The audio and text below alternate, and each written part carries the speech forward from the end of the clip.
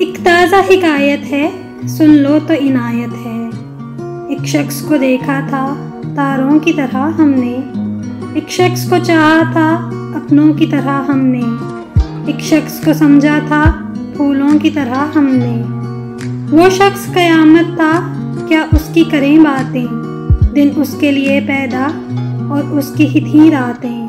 کب ملنا کسی سے تھا، ہم سے ہی تھی ملاقاتیں، رنگ اس کا شہابی تھا، زلفوں میں تھی مہکاریں، آنکھیں تھی کہ جادو تھا، پلکیں تھی کہ تلواریں، دشمن بھی اگر دیکھیں سو جان سے دل ہاریں۔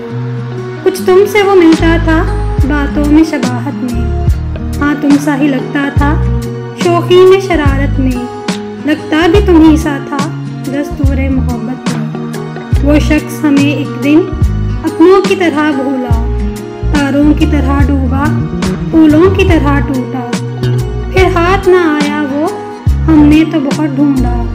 تم کس لیے چونکے ہو، کب ذکر تمہارا ہے، کب تم سے تقاضا ہے، کب تم سے شکایت ہے۔